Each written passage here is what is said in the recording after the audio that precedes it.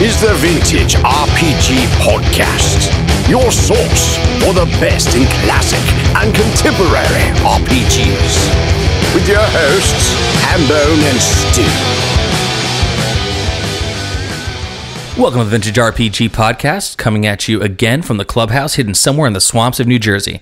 I'm John Hambone McGuire, and with me as always is the editor-in-chief of Unwinnable.com. He asked for a subscription to Dragon Magazine, and they sent him Drag Racer, Stu Horvath.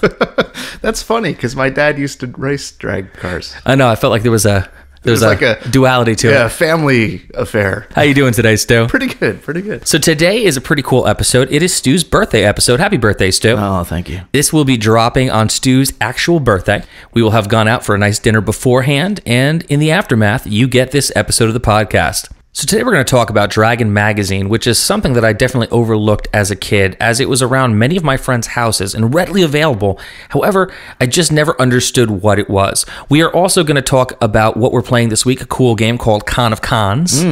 Khan! It's not that con. I know, but it's just so fun to say.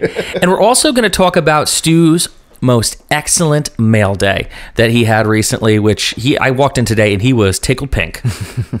So first, let's talk about what we're playing, Stu. Let's talk about Khans of Khans. So Khans of Khans is a really cool, fast-playing card game.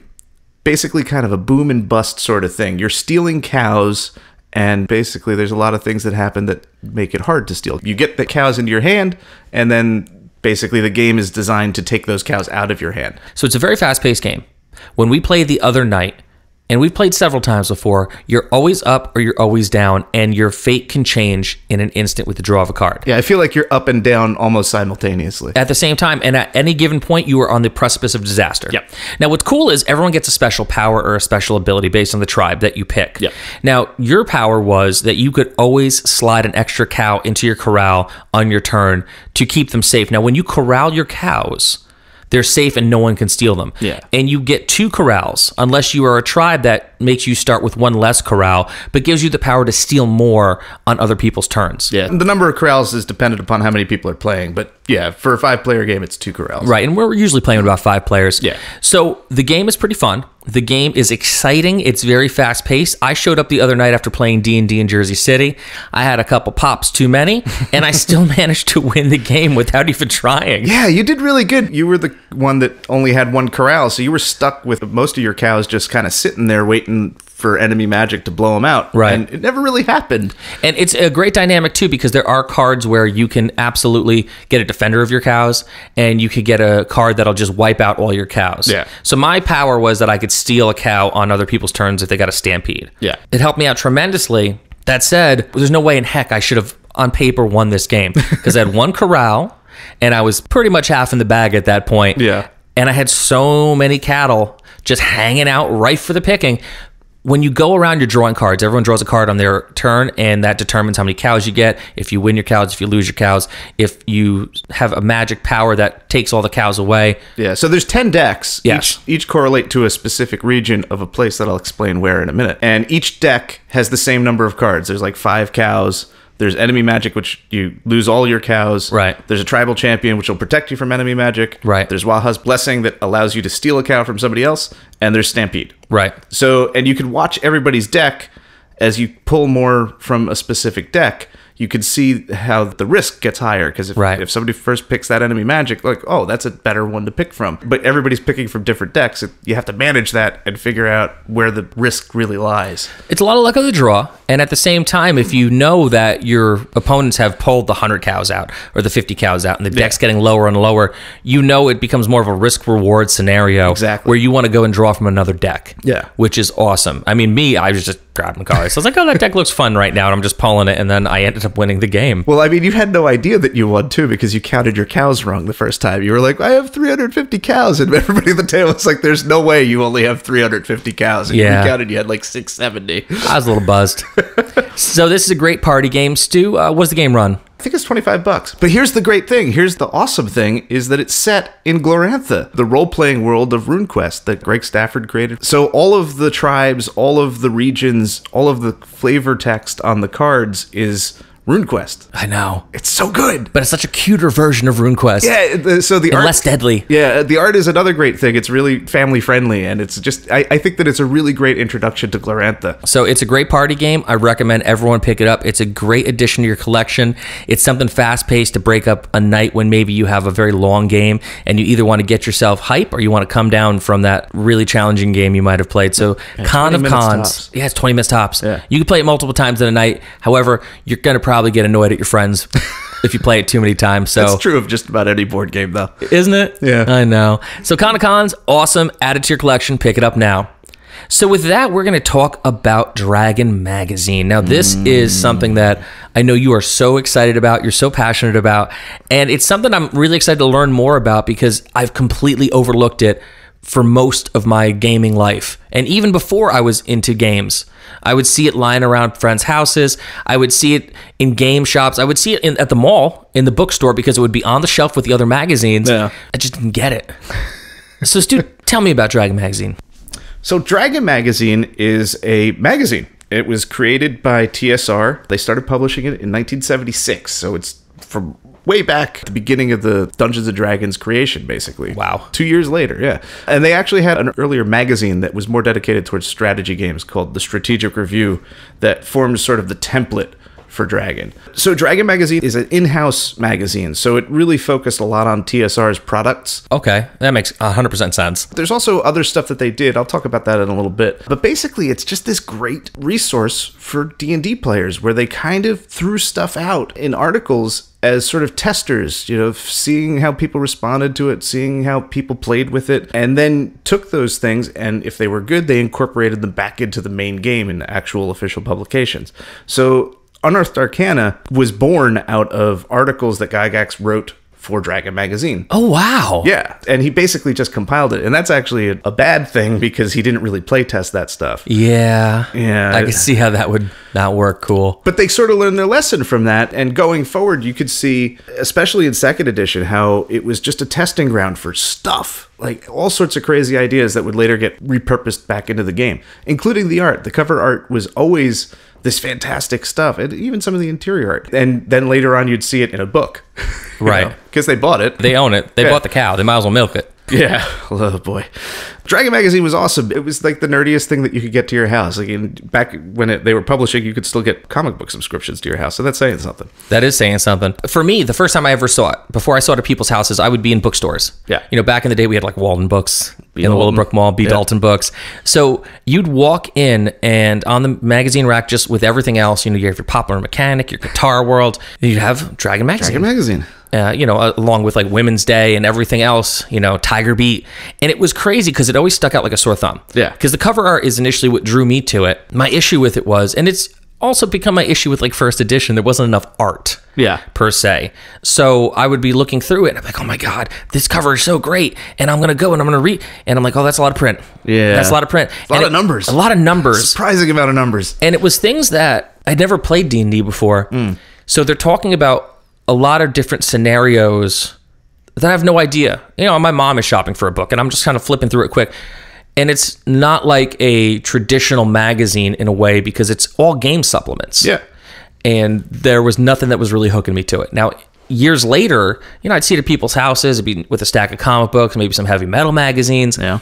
And I'd look through it again. I'm like, oh man, I saw that before. And I look and the cover art always immediately drags me right into it. Then all the text and nothing in there really got me to stay.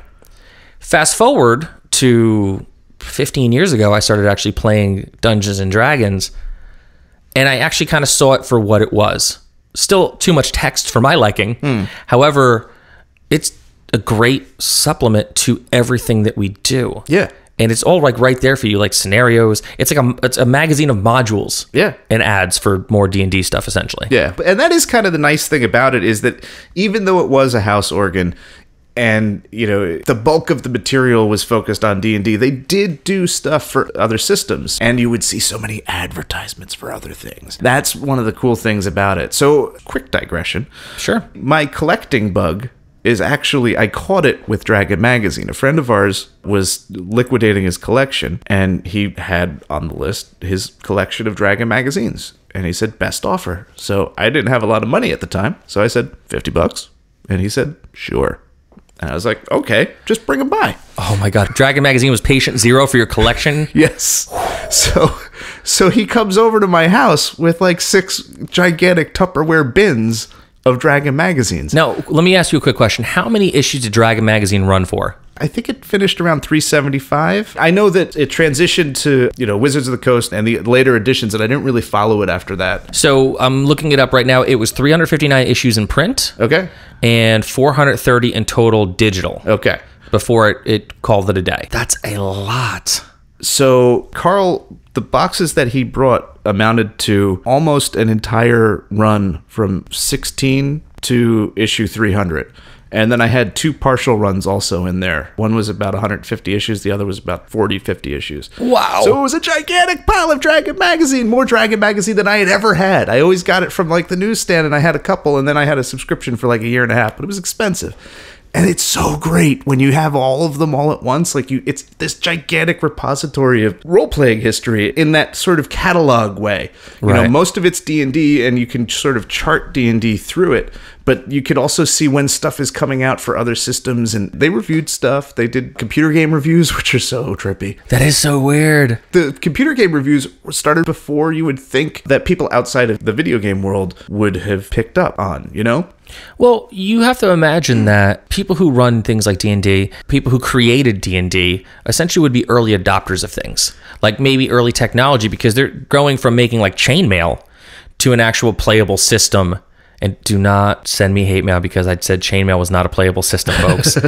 However, you've gone and you're evolving a system. So you'd have to be kind of an early adopter of every kind of medium if you want to keep evolving that system. Yeah. So just look at what they did with the core rules on the CD-ROMs. Yeah. And then evolve that into D&D Insider, now D&D Beyond. So these are people who were on the ground floor of technology and saw the train coming. Yeah. Well, and decided to get out the way and then get on the train. And Gygax was very hopeful about the potential for computer simulation as a part of D&D. Right. But I just think like in the early 80s, like even the late 70s, I just feel like these are 2 very niche things. Yeah. Very nerdy niches that in my mind, they're sort of separate. But I think that you're right. There probably was a lot of overlap. And at that time, too, technology was starting to jump because, 76? A few years later, you've got like Pong video games and others. Pong was 76. Pong was, well, there you go. So you have the evolution of video games unfolding and happening right before their eyes. And again, that's pretty smart to kind of get on the train when the train's coming your way instead of getting run over by it. We were born at a very geeky moment in history. I know, right? It's so good. It's so cool. So all of that amounts to it being a very cool slice of history. Right. And I really appreciate that. And part of that is down to the original editor, Tim Kask. He was employed by TSR, and the magazine was intended to be a house organ. He was very independent for, I think, 48 issues. I think he ended at 48. So those first issues are very critical of D&D in a lot of, not critical, but independent.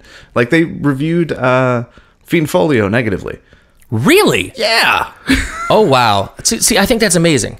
Because so often you see things that are house organs, like you say, but they're just, a butt kissing machine. Yeah, exactly. Where they're just trying to put over whatever is coming down the chain. Yeah. That's amazing that they panned the Fiend Folio. And it drifts that way over time. Eventually, it does become a butt kissing machine. I like that. That's a good term. Yeah. Tim Kask was followed by someone who I don't know their name. And then Kim Mohan, who wrote the Wilderness Survival Guide, edited it for a while. Then you get Roger E. Moore, who is the one editor who I think had the most effect. He's also the guy who launched the sister publication, Dungeon Magazine.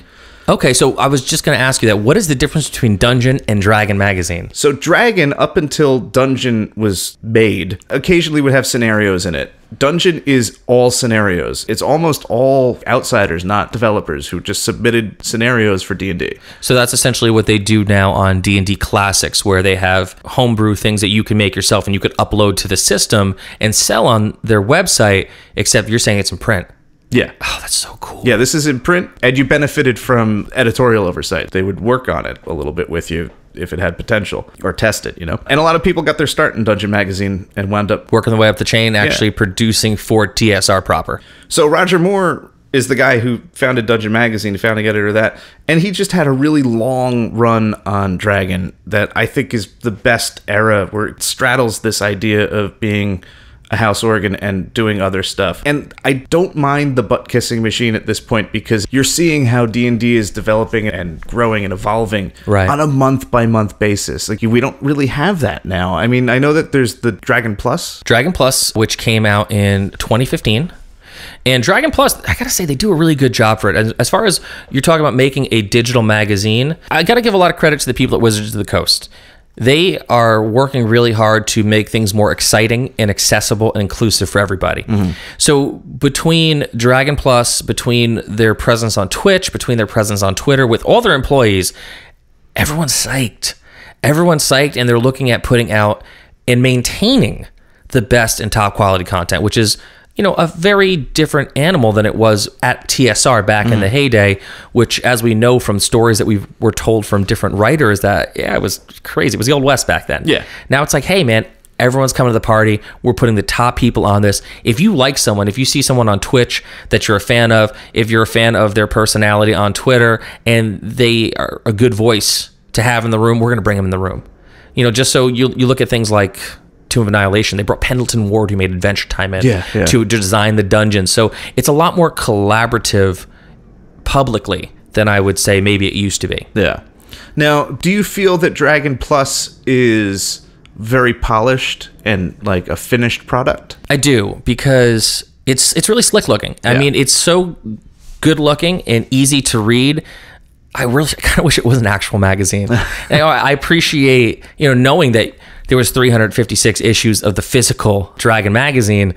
That's a lot of paper, man. Yeah. I appreciate the fact that 6 boxes up in the loft. Oh, geez, and you had to carry them up there. I know. That was hard. Oh my gosh. I appreciate that we're conserving the environment. And from the standpoint of, for something that's going to come out so consistently and consistently evolve, it's really nice to be able to just to pop my phone open or look at my iPad and go, oh man, so cool, I can read this cool article, and then be able to just like click on it and save it. So if it's like, oh my god, I want to use this in a game, one click, it's saved forever with all the tasty recipes that I don't ever make.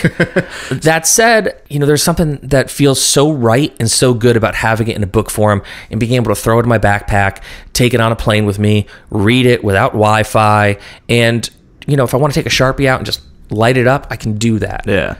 So the contrast, though, between Dragon Plus and the Dragon that was of the mid-'80s to mid-'90s is that those issues of Dragon feel in progress. All the material doesn't seem finished. Right. It doesn't, because it hasn't been put in a book yet. Like, the material had to graduate to a source book before it was real. I just did air quotes. For those listening at home, Stu's doing air quotes right now.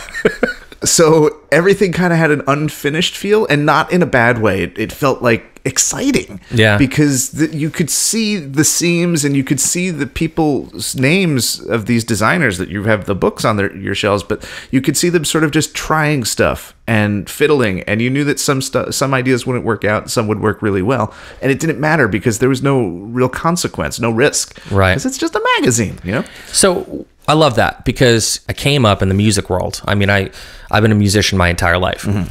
And there's something that is special about, say, going to a concert and the band's like, because when you're not on a major touring level where you have a staff and a crew and a lighting rig and, you're on a tour bus, you're kind of just on your own. You're lifting your own gear, you're making towns. And if you're up there and you're like, man, so we just wrote this new song, we're going to try this out. And they just blast it out. And it could be the greatest thing you've ever heard. Yeah. Or maybe it's not that great, but you heard it and you were there and you experienced it. That kind of creative energy and that kind of vibe, you may never get that again. Yeah. And then maybe down the line, you would get that song, but it doesn't sound like it did when you're standing in that smoky club. Yeah. And I feel like it's the same way with stuff like that, where, if you have the opportunity as a creator to be like, all right, this is a crazy idea. I just need to get it out there. Maybe it's going to work or maybe it's not, but here, check this out. And you have like a living document of that moment. I think that's the coolest thing in the world. The best example of this in Dragon Magazine is Forgotten Realms. Oh, wow. Ed Greenwood didn't write for D&D. He wrote for Dragon Magazine. He was just a fan who was submitting this stuff. He created Forgotten Realms as sort of a literary playground for himself well before D&D. Right. And then when D&D came out, he used D&D to formalize it in a lot of ways. And then he took those ideas from his personal game and wrote articles for Dragon Magazine about it. So much that Jeff Grubb, I believe, practically begged him to just join the company. That's awesome. And from that, we have Forgotten Realms. And it was all sort of initially thrown out there in Dragon Magazine, and they got to see people's reaction to it and saw that the reaction was good and made it a more formal arrangement. So I think that's really cool, because if you look at it from that standpoint, no Dragon Magazine means no Forgotten Realms, which is a huge thing for Dungeons & Dragons and the history of Dungeons & Dragons. Absolutely. A few years back, when 5th edition was new, Wizards actually did a codex that they put out a PDF form, and it was them jamming and testing out different classes, different races, some different powers, a few different things. Essentially, it was all of the stuff that was from their Unearthed Arcana column that they were releasing on the internet. They kind of jammed into a book, and they just gave it away as a PDF, as a supplement. And then once it started evolving, and then they ultimately, I believe, turned it into Xanathar's Guide to Everything and a few other books, they pulled it. So I have it somewhere because I got it. So I have the PDF of it somewhere, but it's all stuff that just consistently evolves. But it's cool to have had that thing, and that you can't pull a magazine that they mailed to you. Exactly. So that's what's cool about those Dragon magazines. You still will always have that living document. Yeah. Like if I lose that file, it's gone forever, and no big deal because I bought the books. But some stuff in there, it's kind of cool. From the perspective of history going forward, I think it's important that file be around. I understand why they pulled it for obviously, business concerns. That should be remade available, or it should be preserved so that we know that was there. Because at some point, we'll be old and senile, and people won't know that, and they'll just think that Xanathar came from out of nowhere. And I think it's much more interesting to know that it evolved, and it evolved in a public way, an almost collaborative way, because people played this stuff before it was published formally as a book. A lot of role-playing games, the development of them it's so important to have a collaborative testing atmosphere, Yeah. And just kind of constantly fiddling with stuff.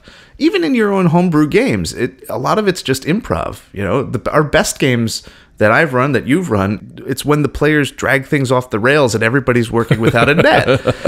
So it's nice to see that the designers are doing that too, in making this game that you're playing. And that's also great because it's a certain connection that you feel with people that are players as well. I think that although with everything that's coming out of 5th edition now, which looks slick and amazing, there's a certain point of it where you kind of almost lose connection because you think like, oh my God, this is like the thing that's coming out from like the major label. That's why a lot of people gravitate to indie bands and, independent wrestling and things where they could actually have that tactile moment where they're there and they're close to it. Yeah. They're close to the stage and they feel like they're a part of it and they're in the scene, where the world is so much bigger when things are coming from the West Coast and it comes out like looking so slick and looking so good. So that's why I think it is important and impressive what Wizards is doing right now with their outreach and with touching people and making people feel like they're a part of it. So they're doing a great job of taking that thing that feels so big and still making it feel small and still making it feel intimate for the people who are really involved in it. So it's a great balance between the two, because now I feel like for the first time in years, the people who are writing these books are players just like me. Just like the experience of you're reading the Dragon magazine and they were players just like you. Oh, yeah. Just goofing off in their garages or their basements, drinking too much soda, ordering too much Domino's pizza, and just, hoping for the best in those dice rolls. We would put away like 2 Domino's Dominators in a game. It was a really terrible time for us. Right. But a wonderful time at the same time. God, back in the day when cholesterol didn't matter, right? Oh, God. One of our guys is walking around with a fatty liver, and he's just like, I can't eat anything anymore. And it's just so sad. Yeah. Because we used to eat everything back then. The pains of age. But the wisdom that comes with it, right? True. So, Stu, do you have anything else you want to say about Dragon Magazine? Well, yeah. I mean, tons. There's more than 300 issues. But I think that we're in a good spot with it right now. Okay. Everything else that I want to talk about is sort of like, we got Sage Advice, Ecologies, all the different stuff that they've covered over the years. I feel like we should come back to this and do a second episode. So we're going to wrap up the talk about Dragon Magazine. We're going to do a part 2 coming out in probably a couple months where we can really dive deep into the other aspects of Dragon Magazine. We got a little bit excited. I mean, there's a lot. It ran for decades. Yeah, decades. That's a lot to talk about. And now we're going to pause for the cause from Unwinnable.com, who brings you the Vintage RPG podcast every 2 weeks. Unwinnable Monthly is an award-winning digital magazine dedicated to the pop culture we love. Subscribe now through January 2nd and get your first issue for just $2, as well as access to all previous monthlies. Subscribers also gain access to all the back issues of Exploits, Unwinnable's monthly recommendation magazine, for free. To subscribe, go to unwinnable.com and click the subscription bar at the top. Your subscription dollars go directly to paying the writers. Support independent cultural criticism today. Subscribe to Unwinnable Monthly. So, Stu, what are you excited about this week? I heard, pray tell, that you had a good mail day. It arrived. Did it? It finally did. What'd you get? The last Planescape book that I was missing. Which one was that? It's Dead Gods, which is the second volume in a 2-book campaign by Mont Cook. And it's also one of the last books that came out. It's a little hard to find for a reasonable price, which I got a decent price. It was $60. But I mean, if you look it up on eBay, it's probably like $150. Comparatively, that's a pretty good price. Yeah. So it's taken me, Planescape is my favoriteest ever campaign setting for D&D. And like, it just, I see it on the shelf. I'll catch it out of the corner of my eye, and I'll know that I have all of them. It like makes my heart feel so good. So I will tell you, for those listening at home, my view when we record this podcast, I'm looking at Stu, and behind Stu is a major part of his hoard. Yeah. And right over his right shoulder, where he has his D&D figures, he actually has a very, very, very impressive Planescape collection that over the past few months has been consistently growing. And I love I got real focused. You did get real focused. I love the aquamarine color that is the Planescape boxes, and the section that is that color has just grown and grown. Yeah. So good for you, man. Yeah, it's a good 1.5 foot of Planescape. It certainly is. Maybe even 2. Yeah, it's about 2 feet of Planescape. Yeah. But they're great. They're so fantastic. Tony DiDolizzi did so much fantastic art that I had never seen until now. So now I'm like full up on the Planescape experience. I've read it all. I feel complete. This is a journey that I've been on since 1994, and it's over. Well, there you go. Now I need to run Planescape again. Now you have to run Planescape. I think this is the thing that actually gets you to run D&D again. Oh, God. God help me. Yeah. Well, yeah, you could do a one-shot. Yeah, but then again, if you got 2 feet of Planescape, how can you just do a one-shot? I'm not a one-shot guy. I'm a 15-year campaign guy. Oh, boy. Well, it's good to know that if you run another campaign, Jerry will end up playing with us when he's old enough. Yeah, he'll probably have to take it over. He's probably going to have to take it over. I don't know if I got 15 years left in me. Oh, Lord. Don't let my wife hear that episode. I'll edit that out. So we are going to wrap this up. This episode was Dragon Magazine. Stu, where can people find you? Well, they can find me every day at Vintage RPG on Instagram. And I also write and edit at unwinnable.com. You should check out our magazine. It's pretty cool. I write about D&D there, too. He does, and it's pretty awesome. You can find me on Twitter at Hambreaker, where I pretty much just tweet about the Bullet Club, cute animals, pro wrestling, and Dungeons and Dragons. You can also find my other podcast, My Thai Happy Hour, wherever podcasts are found. So for Stu Horvath, I'm John Hambone McGuire. May the dice always roll in your favor.